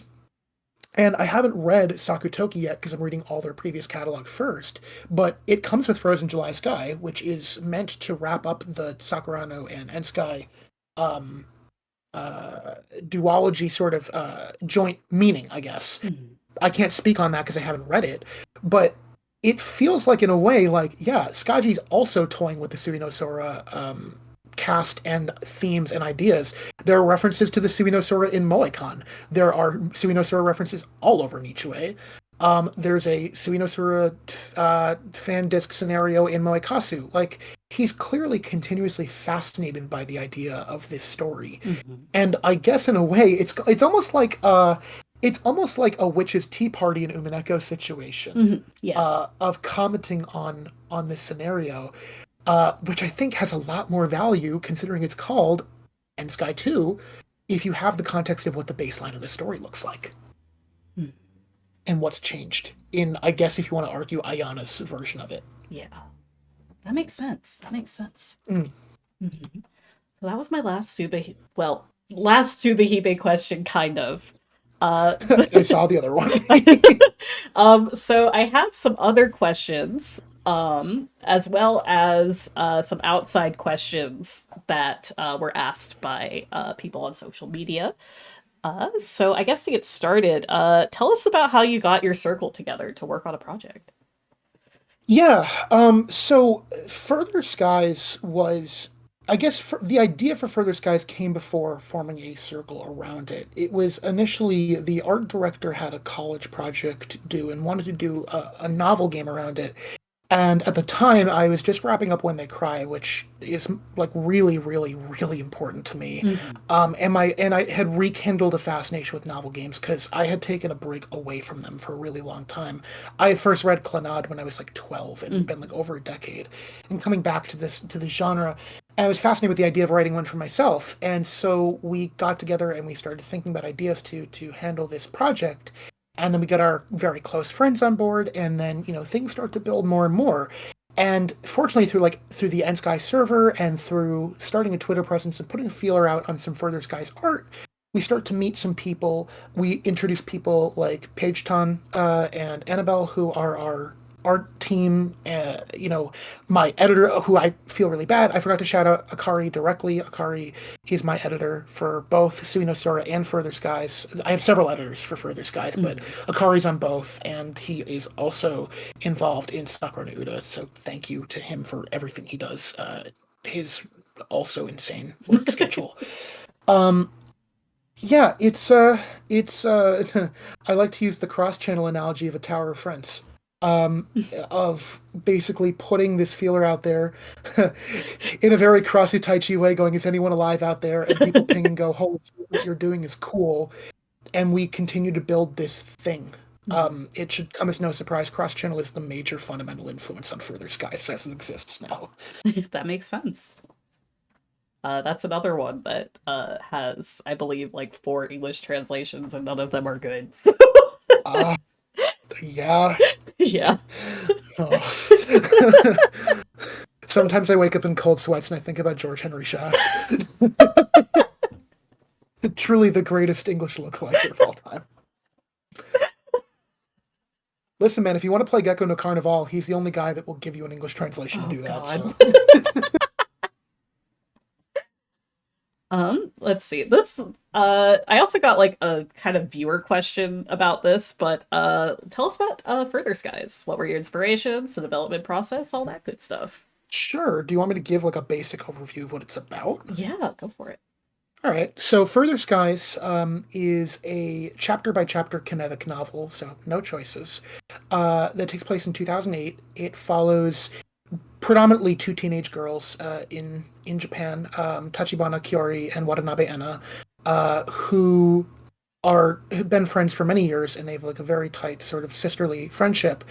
But what throws a wrench in things is the discovery of a chat client. I don't know if you were on like worlds.com or like Second Life at all, like avatar based sort of like digital chat clients. VR chat, I guess, is like the real Yeah, analog now. yeah. It's But yeah. No, yeah, I know what those you're talking exist. about. Yeah, they existed in that time, and so they are made aware via an email about Further Skies, which is a new one of these that has seemingly popped up out of nowhere, and sort of harbors a large user base due to a seeming lack of like moderation. People are able to use voice synthesis and create avatars of themselves to display themselves online the way that they feel comfortable doing or to express themselves, which is really interesting considering what you do, which is such like. Side note, I'm really fortunate that I'm making a lot of friends that are VTubers because it is something I know nothing about. Oh yeah. It sort of passed me by, and um I admittedly at first I was kind of just not interested, but like the more that I meet people that do this and get their perspectives, like for example, my buddy Lane, who is a phenomenal singer, and we have working with us on one of the vocal tracks for Further Skies. I pick her brain sometimes about like what is it like being, a VTuber. Mhm. Um, Anyhow, the idea of digital recreation of oneself, of a digital identity, is core to Further Skies as it appeals to people, and more people start gravitating towards it. And as this happens, Kiori and Enna and their friends, including Benjiro, who is kind of like a Sunahara type character, very kind of dorky and perverted and dumb, but incredibly loyal, as well as the bedridden, chronically ill Shiratori Eto, who is on the other side of Japan and has mutual romantic but unspoken feelings for Kiori. They get into Further Skies and they discover that at the core of Further Skies, and tell me if you've heard this one before. There is a young man named Ezekiel, who, or at least goes by Ezekiel, who claims to be the prophet of a digital age, and he begins discussing what he sees as the corruption, the rotting of the real world, and the philosophy that he pushes is that as a response to the increasing cruelty of this world, not only admitting our powerlessness to change it, but in retaliation, accepting full digitalization of one's soul. Mm. Basically, abandoning your real life, abandoning the cruelty and corruption of the real world, and becoming fully digital, becoming something larger than yourself. Very also sparked Zarathustra. Mhm. Um, and so as the story plays out, you're going to get various chapters that Kyori is largely the main lead, but various characters will get their perspectives, a la Higurashi or Suino Sora, Mhm. and talk about their experiences in Further Skies, their experiences outside of the application. Um, it it is a Denpa work, I guess, on some level, but I think that reduces what we're really doing with it. There's a lot of slice of life. I would say if I say the three real main influences as exists now are like cross-channel Sakura no Uda and Clannad. That Mhm. should give you an idea of the spread emotionally and thematically that I'm trying to tackle here. It's going to go a lot of places, and as Kiori becomes more paranoid and more of a recluse in response to Ezekiel, in response to what she feels is her slipping agency within Further Skies, other characters are going to have to pick up the slack narratively, and a larger tapestry of relationships is going to be formed. Sounds really cool. I didn't know about Thanks. the Clannad inspiration. I was mostly Oh, aware big of it time. as like a Denpa work. So that's very cool Yeah, that it's more than that. definitely, definitely. Maeda, in revisiting Maeda's catalog, uh, initially Further Skies was much more specifically about the application itself and Mhm. about the sort of denpa and urban horror influences, like Tsukihime or even like the Silver Case. Uh, but as things evolved, I've redrafted the blueprint for the game like four times. Mhm. as it exists now, as well as like absorbing like short stories that I was writing as a web novel. Completely absorbed the concept of one of those and has now made it a character's backstory chapter. Like it's become this amalgamation of so many different influences, telling so many different stories that coalesce into one larger uh, deal. Very Subahibi-esque in that way, I guess. No, that's really cool. I'm excited to read Thank you. I appreciate that. it. What are your other favorite visual novels and novels in general for that matter? We'll start with novel games in particular. Mhm. When They Cry, Yep. comfortably un, will likely never be unseated from number one, Mhm. unless like Saihate no Ima continues to be this fucking good. Which Romeo is amazing, but who knows? Sakura no Uda, Clannad, Tsukihime Cross Channel. Let me think. Um, those are like those ones that I just named, and like Little Busters are like the real core. Like I could not live without these. Mhm. Outside of that, Muramasa for sure, Canon, White Album 2 introductory chapter. I need to finish the rest of the game, but I see impacted me so heavily. Fate Holodorexia specifically. I love Stay Mhm. Night, but HA stuck with me. Yeah, same. Uh, so much, so much. Um, the M Sky games, for sure, obviously. Oh, you said besides, No, duh. you're fine. Uh, yeah, those are a lot of the really heavy hitters. I will shout out a very short Japan only game that I played recently that I loved, and people on Twitter saw me talking about this, and I actually translated the prologue just for fun.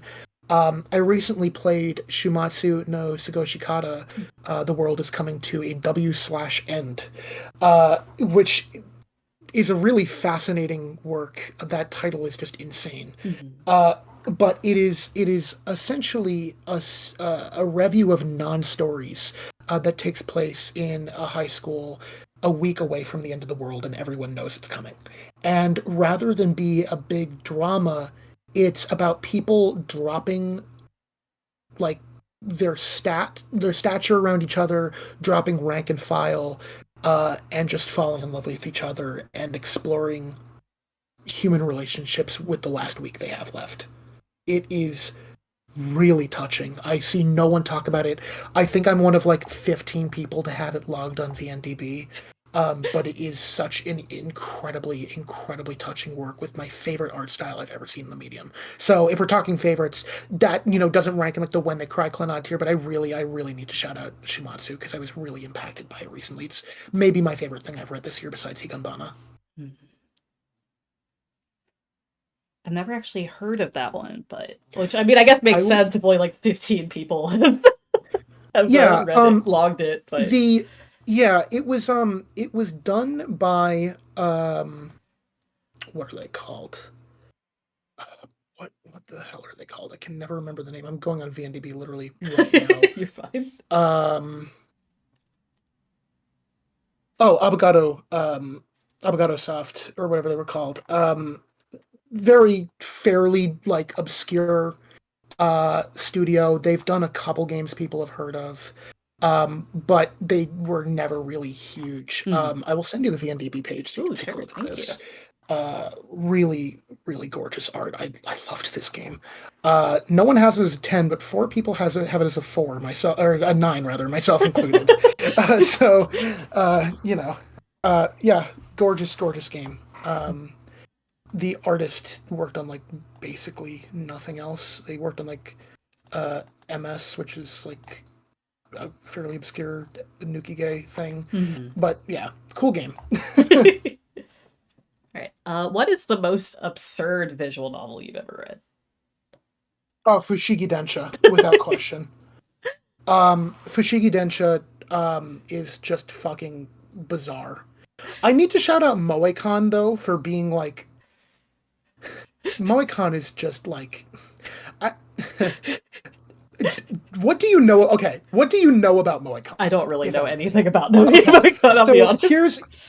here's the deal with Moe-kan. So after Skaji does fucking Suino Sora and Nijue, Mhm. he has this idea where it is a very like canon-esque Nakige thing Mhm. that takes place in a world in which cryptocurrency basically runs the world and tech conglomerates have invaded like all national borders, and the world is essentially like an anarcho-capitalist ethno-state. Hmm.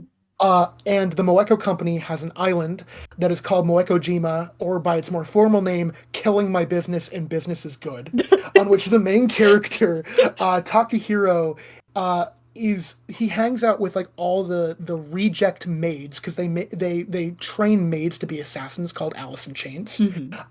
And if they fuck up, they go to the island with Takahiro to be corrected and learn how to be not awful maids.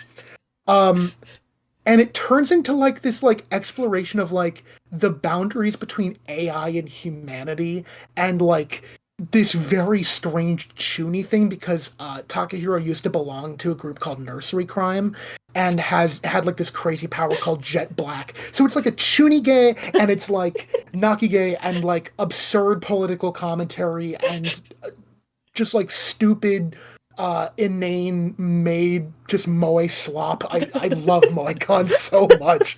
I it is so just like bizarre. But it's not Fushigi Ninja bizarre, but I have to just You have to be shout like, it what the out, hell yeah. is Moe-con? I need to shake people's shoulders and go, do you know about Moe-con? It's like, please read Moe God if you can. It go watch the awful 3 episode OVA.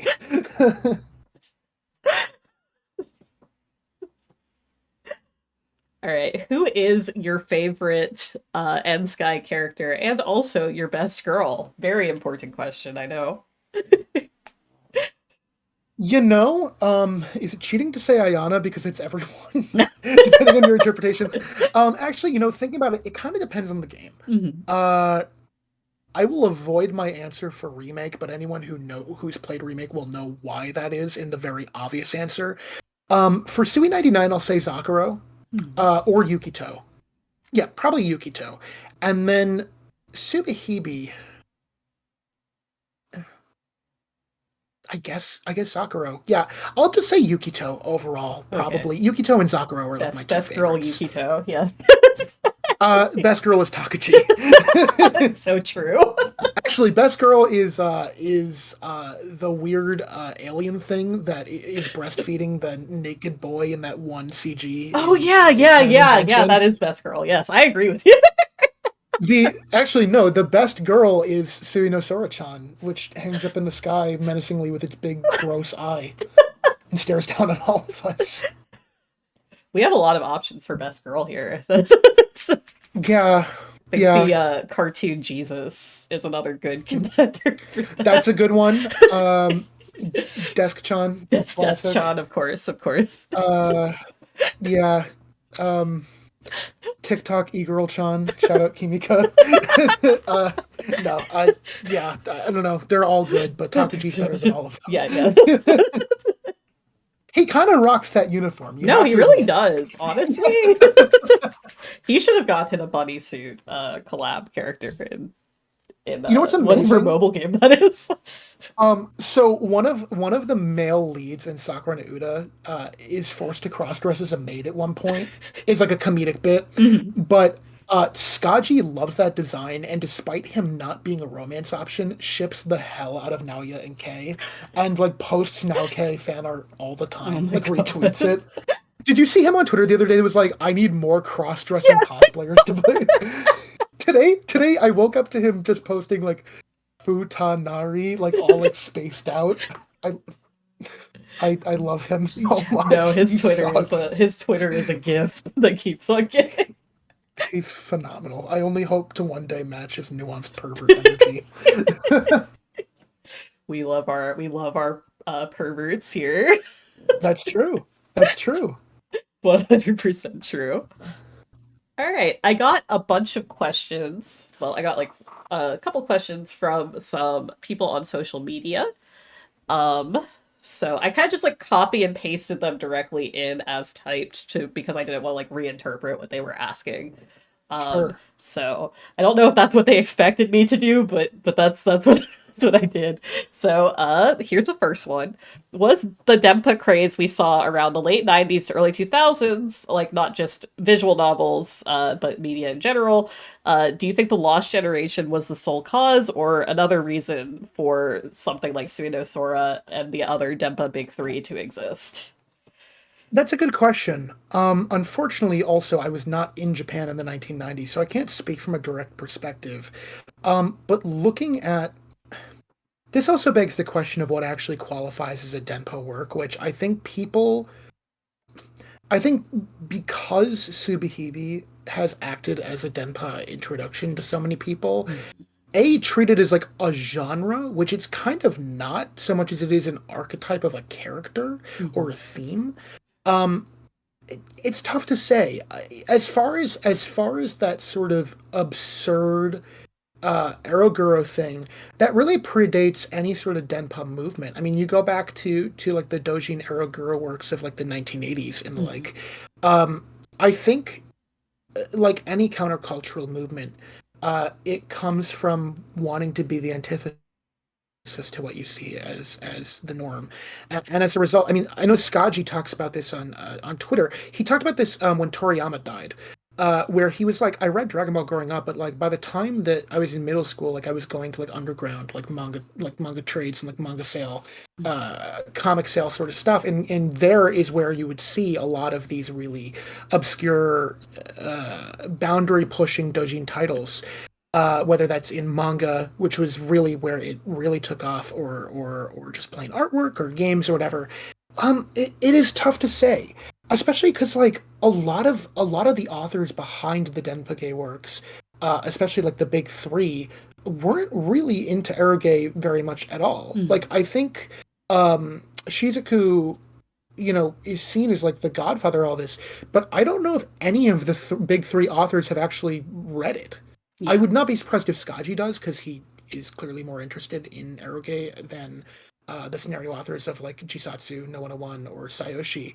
But like, if I remember correctly, I think it was the Sayoshi author who's like, I'm not even like trying to write something deliberately denpa. I just kind of fell into this category. Yeah, if I remember Um, correctly, was he the one who also just like didn't interact with like other like visual novel, well, they were called visual novels at the time, but sound novels at the time. I think he just kind of wrote something. Or I might be confusing that with I think he wrote for release, if I'm not mistaken, mhm. beforehand. I'm not totally sure. My knowledge about that specific branch and like craft work is admittedly really kind of just like I've read Sayoshi. Mhm. Uh, uh, but that sounds about right. I know Jisatsu 101, Oh, that the might author of. actually Go ahead, sorry. sorry, I was gonna say I think it might have been that one actually that the guy That's didn't. probably what you're Yeah, thinking of, yeah. because Jisatsu was Duke's only game. Yeah, that's the It one. only That's the one then. closed. Yeah, yeah, yeah. I got them mixed up. Which, side note, Eroge, hot take for you. I just played both Sayoshi and Jisatsu 101 this year. Really love both. I liked Jisatsu more than Sayoshi, to Oh, be that is a perfectly hot honest. take. I like both a lot, but Jisatsu really stuck with me.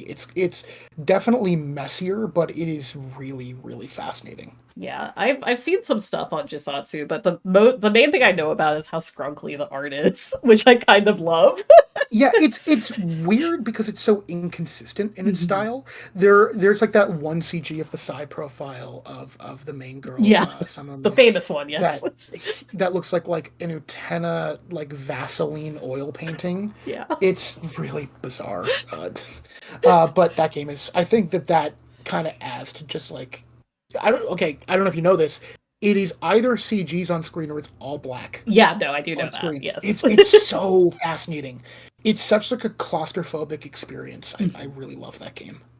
I would love if that one got translated also because I know Sayoshi is in progress right now, but I um know my buddy Denpa Archive was working on a translation at one point. I'm not gonna go I know where that's at, but yeah, I know yeah. that was a translation that was happening at one point. Yeah, there's a lot of translations that are kind of in progress slash have been abandoned. I'm just like, oh, like Yeah, Monokashi, I get you. Monokashi.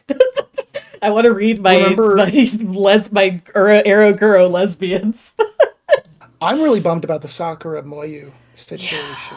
yeah, Not to speak ill well about publishers or anything, but that felt like a weird snub.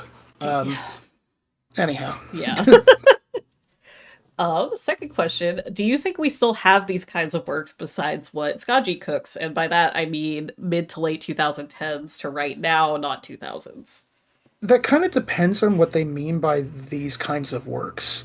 Um, I I mean, assume I don't, surrealist Dempa style works.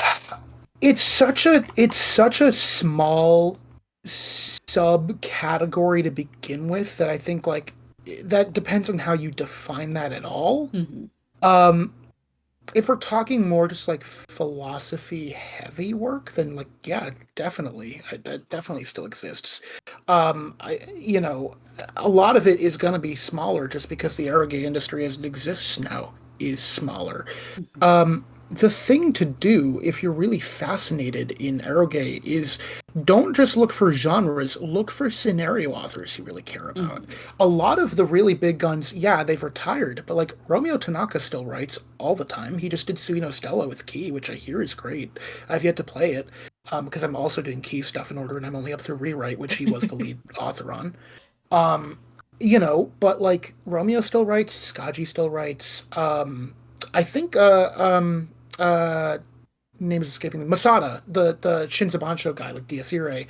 I think the game version of Avesta, which is like his next big work, comes out this year. Hmm. Like it's still alive. Eroge is in a weird situation, which also has to do with like archaic financial Yeah. choices that are being made by the Japanese government. Um, I mean, not to show, but like all of this stuff is exactly why I'm writing my game. Further Skies is meant to be kind of a continuation and not just a love letter because anyone can make a love letter to anything. Anyone can aesthetically emulate something, but we look to hopefully push that forwards. Mm. Um, Recommendation for a deliberate Dempage that is actually English original that you all should read. Go read Soundless. Mm. It's really cool. It's free. I'm not, I don't want to be generalizing because I tend not to read a lot of original English works just because my batting average with them is not usually high. Hmm. But of the ones I've read, I'd say Soundless is certainly one of the best, Hmm. and he clearly understands its influences really well. So I'd say go check it out if you want something modern and free that you can read now in Yeah. English. I think that my own answer to this, I do read a couple more English visual novels, obviously, like Slay the Princess and all those. Um, I think that it's hard to say because mainline publishers don't really do much eroge anymore, just straight up. Like also a lot of like the big titles from like the early 2000s were kind of doujin works. Um and there are still a lot of those. Like if you look at DL site, for instance, you can find like a ton of Eroge and Eroguro that's just made by like small teams. The problem is that they just don't have that same like influence nowadays that they might have had like when Tsukihime or Higurashi came out, type of thing. Totally. But they still exist. It's just can you get someone to translate them to English because they're not like classics? That's a harder sell. Yeah, and yeah, completely agreed. And like there are companies such as JAS, which I am affiliated with, that are trying to, push to bring more of those titles to the West. But especially as credit card payment processors are doing their fun special thing of saying no adult content. We don't consent to you reading adult content. It's becoming harder and harder to get that sort of stuff, especially in the West, which is a bit of a Yeah. nightmare. Yeah, So absolutely. Even importing like really famous titles can be very difficult yeah, no, sometimes. it's awful. Like it's like you can't even. Okay, well, I was importing some eroge, a Kimagure Temptation 2, because I love Kimagure Temptation. I could not go through like Bai or anything like that because they just don't let you do adult works anymore. You have to go through things like Japan Rabbit now, which Yeah. it's just a nightmare. It's just a nightmare. It's horrible. DL site is like navigating the PS3 shop. It it we should have moved past this. And I'm not blaming DL site for it because it's obviously not their fault. Mhm. But like Jesus Christ, is it this hard to buy Kusari Hime? Like that's such an important game. Right? Yeah, no, You know? seriously. It's like a nightmare to get any of this stuff. And it Yeah. doesn't help that like a 100%. lot of the old Dojin works, sorry, Nasu, but I'm going to bring up Tsukihime, have been kind of erased, question mark, in a way by their companies. Yeah, And it's just yeah. like, Well, the side note of that, and I guess the one positive is that with the piracy laws, Tsukihime is considered abandonware. yeah, yeah. So, I mean, you can you go can download read a. it. You can read it. I'm not saying that it's impossible to read, but like, No, but definitely, like, it would be really valuable. I mean, I think Type Moon still has like reserve stock of the OG Fate Stay Night. mhm, I bought what was effectively a brand new day one copy of Fate Stay Night, yeah, which am actually looking at as I'm saying this, which is 18 plus. mhm, They obviously don't make 18 plus work anymore. I don't know if it was directly from Type Moon, but yeah, it's tough because on one hand, you don't want that you don't want these businesses to go out of business, trying to navigate this. On the other hand, trying to wipe out the history of what your work has been, especially for such beloved games like that, or Little Buster's Ecstasy, or the mhm, original versions of Canon and Air. It's like yeah, you can't. I don't know. It's frustrating. It's frustrating, and I don't think that it is just that these companies want to do this. yeah. No, for sure. Unless you're Aj and you just don't want to release the good version of Kimi no Uso. It's interesting because we actually just had another game come out. The Spring Comes Eternal. Oh geez, what's it called?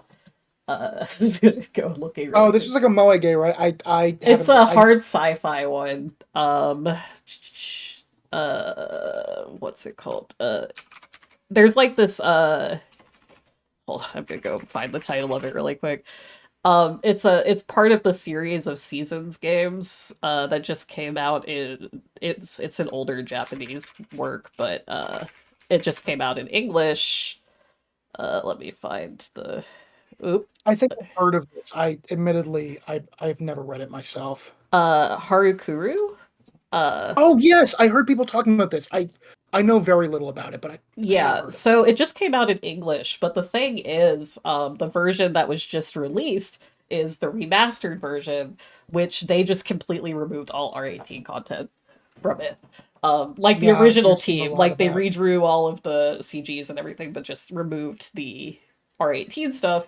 However, the English publisher and translation team has confirmed that due to like popular demand they actually finally got permission to translate and release the original release as Oh, well, awesome. but it's not going to have all the quality of life stuff obviously that the remake has because that's not available in Japanese because it just doesn't Yeah, exist. Like so, reminds me of the DSERA situation where like Manga Gamer put out the deluxe pack of like Actus and Fabula or whatever it's called, like the original 18 up version, and then Amante Sementes, which is the all ages with the 16:9 resolution cropped CGs, but yeah. also the new scenarios. Mhm. So yeah, Yeah, it's that's frustrating to it's navigate. it's very frustrating. But And I yeah. also think it helps contribute to the stigma of 18 up content in these games, or Yes. the delegitimization of H scenes, which you hear about that all the time. It's like, oh, I skip the H scenes, Yeah. where in a work like Subahibi, that's so important. Yeah, for I sure. never skip them because I think that they're usually important on some level thematically. Yeah, no, for sure. As somebody who reads a lot of eroge, it's kind of funny to talk to like other visual novel fans who only read like the safer work versions. Because it's like, oh yeah, Tsukihime, and it's like, oh yeah, I just got the patch that skips the HC. It's like, but there's story stuff in there. You need that. The sex in Tsukihime is so important to the story to the point where I think about Far Side of the Moon and I think about Red Garden. I'm like, this will either be the best thing Nasu's ever written, or it will really sour my feelings on the original first half of the remake. Yeah, no, for sure. I'm very curious how certain things are going to be handled when it Yeah, comes out in 40 years, etc., etc. yep, yep. I can settle into my retirement finally by playing Red Garden on launch day. But yeah, it's like I know that they re-released the original version of Fate Stay Night for one of the anniversaries because I actually have like a brand new sealed box with the original 18 plus, as well as Hollow Ataraxia's 18 plus release. I have the Stay Night one, not the Holodorexia, which is cute because it's the day one, but I don't know if you've popped it open. There are some little Fate Stay Night Dean 2006 tarot card things in Oh, there, that's like cute. postcards, That's which I'm cute. actually watching for the first time right now, and that's another conversation for my other podcast. uh, Very curious to hear your thoughts on Dean's Day Night, but yeah, Me too. especially later on in Dean's Day Night, it Oh goes off. boy. Anyway, go into that, but yeah. Anyway, let's see. Uh, I feel like you've already answered this question, but just so that the viewer gets it answered, what is the best starting point? Original Suedo Sora or remake for newcomers? Which one came out first? That is always your answer. There you go, yeah. Yeah, there you go. Let's see. What are your hopes for Suedo Sora's English release for potentially some players' first intro to Denpa as a genre? Um, you know, it's really funny, and this may sound weird. I kind of have no aspirations for anything with this project. I think a lot of people are going to pass it by and go, "Well, I played the remake." Mhm. Um, Ultimately, and this may sound kind of conceited, I did this mostly because I wanted to. Mhm. Um, my two biggest goals in translating Suino Sora were A, that I wanted to, and B, that the people that I read Subahibi in my book club with could play Suino Sora. Mhm. The fact that it is now a public project is awesome, and if you play it, thanks so much for playing it. If you enjoy my translation, mine and Phantom's, I should say, thank you. I appreciate that. Um, I think if it allows people to more purposefully engage with Skaji uh, as an author and to more accurately get a feel for what he might have been going with Subahibi for your first time, that is fucking awesome. I really hope that you get to be one of those people who gets to play Suino Sora for the first time and then really get to think about Subahibi and the remake on those terms. Mhm. I wish I had had the opportunity to play it first. Yeah, no, for sure. Let's see. Do you think we've seen a resurgence in cultural interest in Denpa as a genre? And what would you expect slash want to see from creators in this movement making Denpa-driven media today? Um, Again, that's kind of a weird question because the idea of Denpa as a genre is debatable. Mhm. um what we mark what we mark as being denpa, I think as a phenomenon, sure, definitely there's a lot of interest in it right now. A lot of people are talking about it not really knowing what it is or what they're Mhm. talking about, which is fine because it's you're figuring this out for the first time. It's no different, and I'm not saying that to clown on people, because you know Yeah, what, yeah, when of we were course. fucking 14 and we were on anime forums, as I'm sure you were, Yeah, yes. we were throwing around terms we had no idea what they Hmm. meant. So sure, throw around Denpa. Figure out, is Tsukihime Denpa? Is Higurashi Denpa? Is the anime adaptation of Two Heart Denpa that someone has argued? Fucking sure. Figure it out for yourself. Come up to Hmm. with your own interpretations. Whatever. What do I want you to do if you're making stuff that's inspired by this stuff? Send me your profile and fucking apply to work on my game. That's what I want you to do. Uh, Show me the cool shit that you make, because I think if you care about this stuff the same way that I do, that I want to see your work. And Yeah. I'm being 100% serious. I'm Kakera Sky on Twitter, same handle. Go show me your cool shit, because I'd rather see cool stuff that people are making. Because I think that now, more than ever, I think artists really need to focus on community aspect, not tearing each other down. Show me your cool shit, even if you're not confident in it, and I'll Hmm. take a look at it. Yes, same here. I want to see everybody's cool shit. Yes, yes, yes. Also, specifically for Skaji here, I don't care what it takes you to do. Make Sakura no Oto. I know you want to. Uh, and for God's sake, look harder for that Nichue remake script, please. I need it. um, and then you sorry. We already answered this one, but what can we expect from Further Skies, and how was your circle formed? So we already answered that one, but was there anything else you wanted to say about Further Skies and your um, project? It's the first piece of public art that I've done in a really long time. It's the first one I've done under this pen name.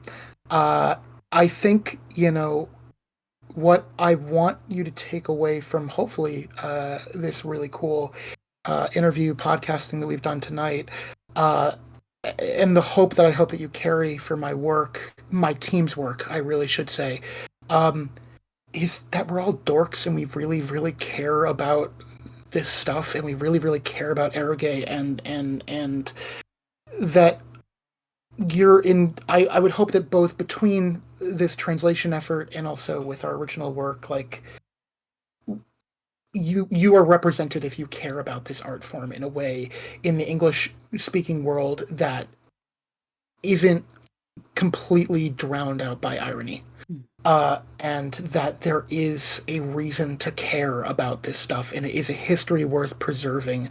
I'm not interested in putting myself before my work. I don't want people to read something like Tsui no Sora, for instance, through my lens so much as I want to give them the opportunity to read it through theirs. Similarly, with Further Skies, it's a really deeply personal work, and there's a lot of old shit that I'm digging up and freeing myself from by writing this. Mm. There are some real ghosts that I'm letting go of in this work, but similarly, um, it's really cliche to say, but I hope that it touches you or helps you in some way because there's a lot of myself at 18 in this work. There's a lot of myself now in my 20s in this work and in the levity and grace that comes with letting go of a lot of that stuff. That's been really the journey of my 20s and my journey of writing Further Skies is finding equanimity with aspects of myself as a creative and as a person at a teenage perspective, not just being like, why was I like this, but going back to that age through Kiori, through Enna, through my characters, and going like, there's a way forward. Rambling about this, but seriously, I please anticipate this work. It'll be free to play. I really hope that if you care about stuff like Sui no Sora and Subahibi and the myriad of other cool titles we've talked about, that you check out our work and that you enjoy it. I've said this before, um, but rather than be seen as some sort of exception within the English speaking field, I have no interest in comparing myself to any other English speaking authors at all. It's not a field I'm not really familiar very much with the English original novel game scene. Um, and it's cool. They are absolutely doing their own thing. I want you to consider this as a work that is heavily inspired by the likes of Tanaka Romeo or Moreni or Skaji or Jun Maeda, um, and just have hope that there is a work out there because I see people go, why, oh, why, oh, why are there not more works Mm. in the English field inspired by these people? I'm not the only one. There are a lot of us out there, but I'm at least one of them. So Mm. have hope that there is something out there and that there are people that care about it the way that you do. Really long answer, but yeah, I Yeah, think no.